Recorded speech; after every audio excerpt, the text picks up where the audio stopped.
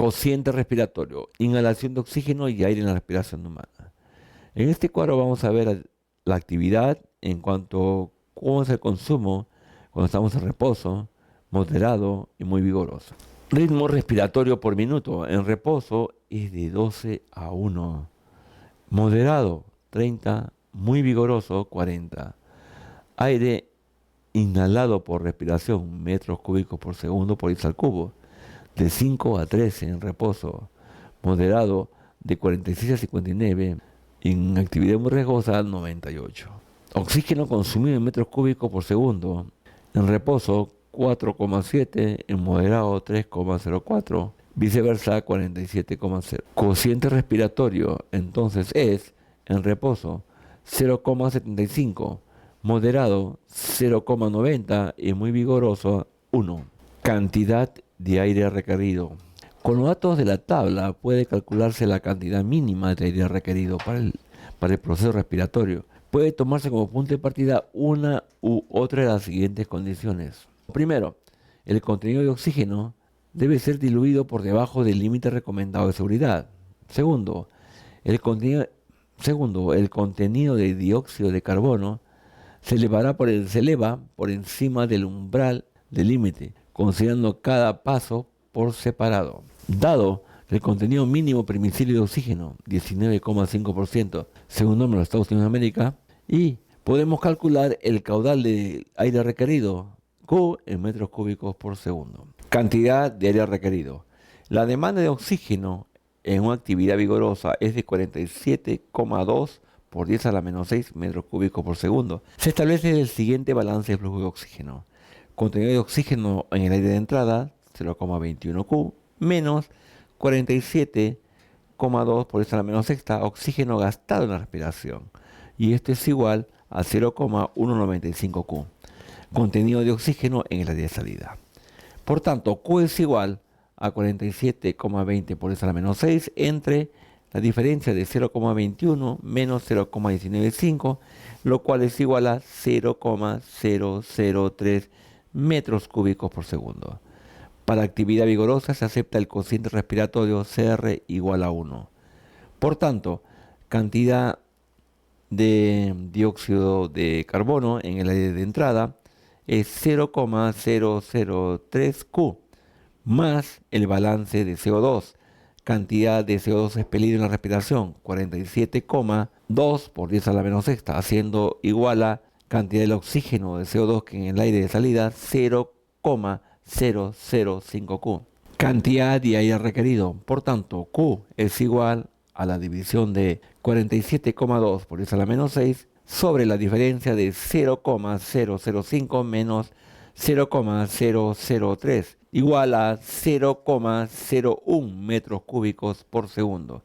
Estos cálculos nos muestran que se requiere más del triple de aire para mantener el contenido de dióxido de carbono bajo 0,5% que para tener el contenido de oxígeno por encima del 19,5%. En consecuencia, el requerimiento más exigente es el de dióxido de carbono. El Reglamento de Seguridad Minera establece que se requiere 3 metros cúbicos por minuto por hombre, o sea, 3 litros por minuto, considerando un factor de seguridad adecuado al tratarse de ventilación de minas, donde es posible que mucho aire se pierda. Deficiencias de oxígeno. El control de calidad de los gases de mina se relaciona también con el problema de la deficiencia de oxígeno. Esta puede ser causada por 1. Introducción de un gas diluyente. 2. Desplazamiento del oxígeno. 3. Una combinación de ambos procesos. La causa más grave de deficiencia de oxígeno es la dilución, que ocurre cuando un gas ajeno se introduce en la atmósfera de la mina, reduciendo así el porcentaje de oxígeno en el aire y crea de por sí un riesgo. Deficiencia de oxígeno. En la tabla vemos que los efectos de la deficiencia de oxígeno. Cuando tenemos oxígeno en el ambiente al 17%, la respiración es rápida y profunda, equivale a 2.500 metros sobre el nivel del mar. 15% contenido de oxígeno, vértigo, vaídos, zumbido de oídos, aceleración de latidos. Contenido de oxígeno, 13%, pérdida de conocimiento en exposición prolongada. Contenido de oxígeno, 9%, desmayo e inconsciencia. 7%, peligro de muerte, equivale a 8.800 metros sobre el nivel del mar. 6%, movimientos convulsivos, muerte. Cuando la ventilación es deficiente, el aire de diversos lugares de la mina puede tener poco oxígeno y mucho anhídrido carbónico. Algunos países recomiendan que se considere que el aire de la mina es inapropiado para que lo respire el hombre cuando aquel contenga menos del 19% de oxígeno. Gases de mina. Gases de estratos. El más común es el metano. Se libera de 0,6 a 1,2 metros cúbicos por minuto por metro cuadrado de superficie fresca de carbón expuesta. En las emisiones súbitas de gas puede ascender hasta 120 metros cúbicos por minuto. Gases de voladura. Las dinamitas se clasifican según su emisión de gases al detonar. El fabricante de explosivos deberá entregar los gases que resultan del uso de sus productos. Esto tiene real importancia cuando se necesita efectuar cálculos de dilución de los gases por medio del aire. Gases de mina para dinamitas permisibles. Clases de explosivos A, B, C. A. Cantidad de gases metros cúbicos por kilogramo de explosivo. Menos de 0,078. Explosivo tipo B. 0,08 a 0,156. Clase C.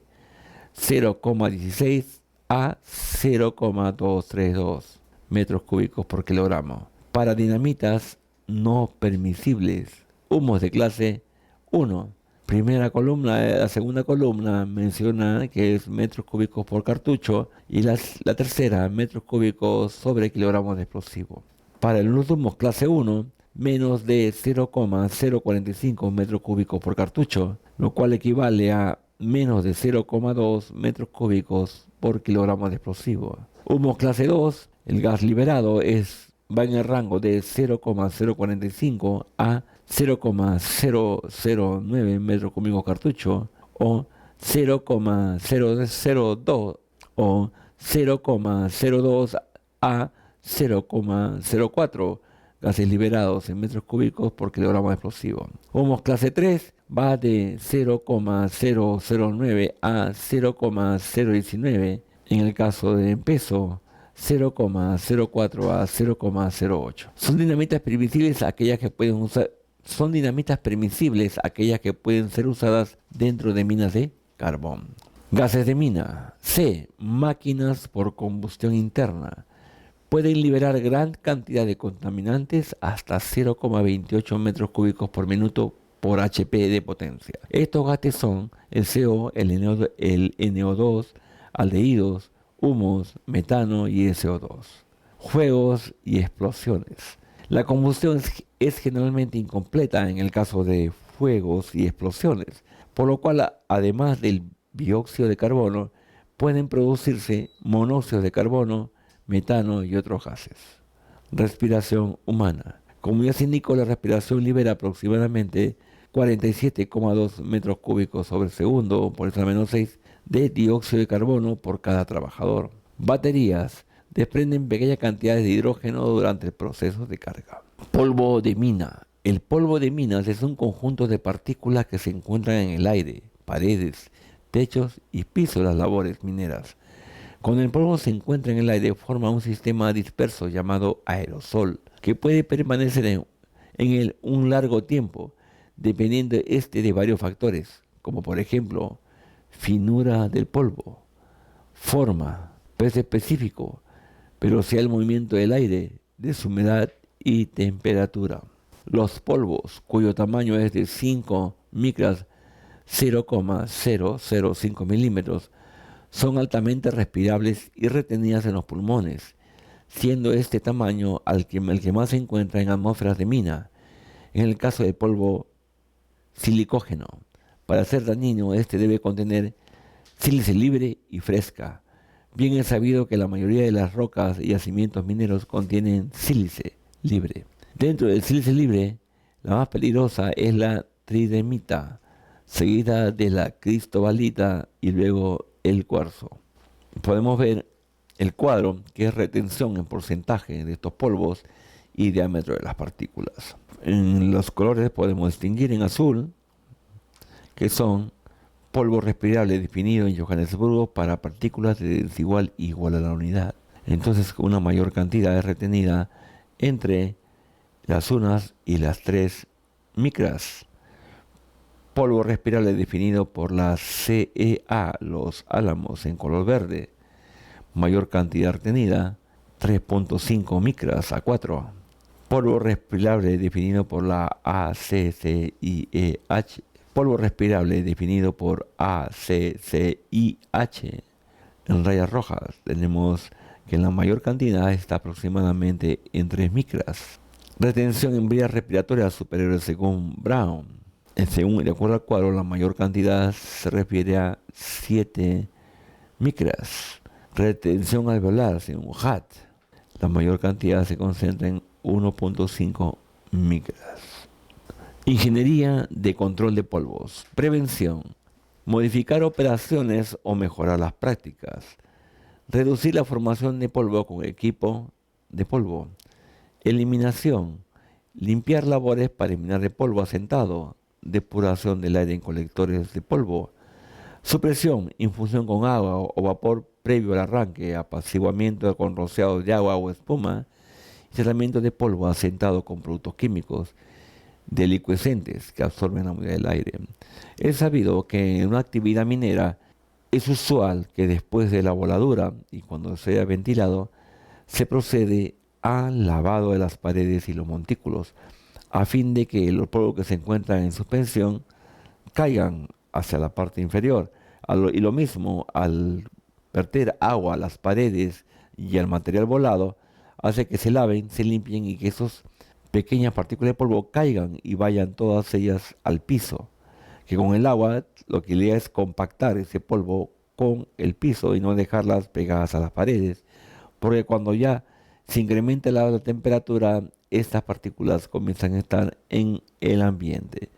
Una práctica sabida es también, para ver la cantidad de polvo que se produce, es utilizar las lámparas y se ponen en posición vertical, mirándolas hacia arriba, y se ven las partículas en cuanto a cantidades. Algunos tienen ciertos controles para ver la cantidad de polvo, que se puede decir que es una zona que requiere otro tipo de considerandos en cuanto a respirador, ya que en toda mina la utilización de respiradores es parte de la política de seguridad.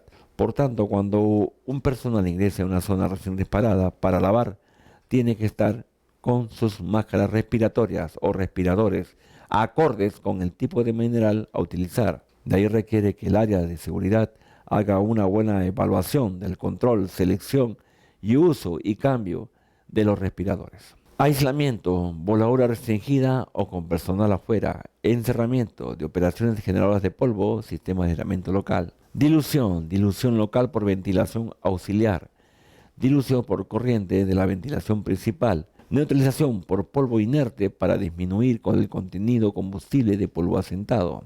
Una práctica que se hace en la minería, básicamente en países en el extranjero, es que el aire, producto de la voladura, es dirigido con un ventilador auxiliar hacia otra zona donde se poseen filtros de gran tamaño, y a la vez todo ese aire viciado se puede reutilizar al pasar los filtros. Este caso de reutilización de filtros de aire viciados lo vamos a ver más adelante. Es una alternativa de eficiencia en el uso del aire y para reducir los costos de ventilación. Esto debido a que estamos reutilizando aire ya viciado, tratado, y ponerlo respirable, para no tener que irrespirable, para así no invertir en grandes cantidades de dinero en la compra de ventilación o de ventiladores auxiliares y el consumo de energía. Concentraciones máximas permisibles de gases, vapores, humos, polvos y nieblas tóxicas. Los vamos a dar en dos tipos, en partes por millón y miligramos por metro cúbico. La acetona, 1000 partes por millón, equivalente a 2400 miligramos por metro cúbico. Ácido acético, 10 partes por millón. Ácido cianhídrico, 10 partes por millón. Ácido clorhídrico, 5 partes por millón. Ácido fluorhídrico, 3 partes por millón. Ácido nítrico, 2 partes por millón. Ácido sulfhídrico, 10 partes por millón. Amoníaco, 50 partes por millón. Cloro, 1 parte por millón. Clorobenceno, 75 partes por millón. Cloroformo, 50 partes por millón. Éter etílico, 400 partes por millón. Formaldehído, 5 partes por millón. Gasolina, 500 partes por millón. Fósgeno, 0,1 partes por millón. Tetracloruro de carbono, 10 partes por millón. En este caso, considerar como vía de ingreso del organismo la vía respiratoria a través de la piel. Tolveno, tolul, 200 partes por millón. Eso en cuanto a gases y vapores. Ahora veremos en cuanto a humus, polvos y las tóxicas. Ácido sulfúrico, 1 parte por millón. Antimonio, 0,5 partes por millón. Arsenato de plomo, 0,15 partes por millón. Arsenato de calcio, 1 parte por millón. Arsénico, 0,5 partes por millón. Cianuro como CN, 5 partes por millón. Manganeso, 5 partes por millón. Mercurio, 0,1 parte por millón. Mercurio en compuestos orgánicos, 0,1 parte por millón. Óxido de cadmio, 0,01 parte por millón. Óxido de zinc y humos, 5 partes por millón. Óxido férrico, 10 partes por millón. Plomo, 0,2 partes por millón. Selenio compuesto como SEL, 0,2 partes por millón. Telio, compuestos solubles de teluro. Uranio, compuestos solubles, 0,2 partes por millón. Vanadio, polvos, 0,5 partes por millón. Vanadio, humo metálico, 0,1 partes por millón. El fundamento básico de la ventilación de minas podemos decir que es evitar a toda costa que el contaminante llegue a estar suspendido en el aire. Control de la ventilación. En la ventilación minera existen 3 tipos de control. Control de calidad, que asegura que los contaminantes, gases y polvos no rebasen los niveles tolerables o permisibles, y comprenden de determinación de los gases nocivos en el ambiente manteniéndolos dentro de los niveles permisibles. Control de polvo ambiental, concentración en el ambiente, tamaño de las partículas, composición mineralógica, tiempo de exposición. 2. Control de la cantidad, que comprende control de velocidad del aire, verificación del caudal del aire de acuerdo a las normas, control de distribución del aire dentro de las labores, determinación de pérdidas de aire por el circuito, estudio de la resistencia de las labores mineras, elección de instalación de ventiladores y ductos de ventilación, proyectos y comprobación de las redes de distribución, control termoambiental, medidas de temperatura, humedad relativa, velocidad del aire. Tipos de ventilación. Podemos clasificar en 2 grandes grupos: ventilación natural y ventilación mecánica o auxiliar. Ventilación natural. Es el flujo natural del aire fresco al interior de una labor sin necesidad de equipos de ventilación. Es en una galería horizontal o en labores de desarrollo en un plano horizontal, no se producen movimientos de aire. En minas profundas, la dirección y el movimiento del flujo de aire se produce debido a las siguientes causas: diferencias de presiones entre la entrada y la salida y diferencia de temperaturas durante las estaciones. Ventilación natural. Ventajas. No se requiere la instalación de equipo mecánico alguno para la generación de flujo de aire al interior de una cavidad subterránea, lo cual conlleva a un requerimiento mínimo de inversión, pro implementación de un sistema de ventilación natural. No se requiere la instalación de ductos metálicos, concretos, temporales. Solo se requiere la instalación de dispositivos de control de flujos de aire en el interior del túnel y minas a ventilar, tales como puertas de ventilación, direccionadores de flujo de aire, reguladores, tapones y otros. Ventilación natural. Desventajas. La presión de ventilación natural es un fenómeno de naturaleza inestable y fluctuante en términos de sentido de flujo entre los periodos del día, noche y anuales, invierno, verano. Es altamente dependiente de las condiciones atmosféricas, por lo tanto, para la ventilación de las operaciones mineras subterráneas, incluidos túneles. Por ello, este medio de ventilación natural no debe ser utilizado como un medio único y exclusivo de ventilación, sobre todo si al interior de las instalaciones a ventilar operarán equipos diésel. Acá podemos ver en la ilustración un diagrama unifilar de ventilación, donde se muestra con determinados colores, donde son auxiliares, ventilación natural, lo que es el aire de entrada, aire viciado de salida, en la cual se pueden colocar las cantidades de flujos de aire y también se colocan las características de los ventiladores auxiliares, asimismo la ubicación de las chimeneas principales. Optimización de la ventilación. La distribución del aire del sistema de ventilación está determinado por el caudal de aire necesario y se debe estudiar la forma más adecuada de hacer llegar el aire desde la superficie a los frentes de trabajo de acuerdo al sistema de ventilación adoptado y cómo recobrar el aire viciado determinando la forma y el lugar donde será descargado a la atmósfera. Principalmente debemos tener cuidado sobre las pérdidas que se ocasionan durante todo el trayecto. Pérdidas de aire. Durante ese recorrido, desde el pozo de entrada del aire, que puede ser una chimenea principal, hasta los frentes de trabajo, en ciertas minas se alcanzan de 70 a 80% del volumen total del aire. Las pérdidas del aire influyen perjudicialmente sobre el trabajo normal de las minas. La ventilación empeora, la producción disminuye y el peligro de concentración de gases se incrementa. Se prolonga el tiempo de ventilación después de la labor de perforación y voladura y que la energía se gasta inútilmente.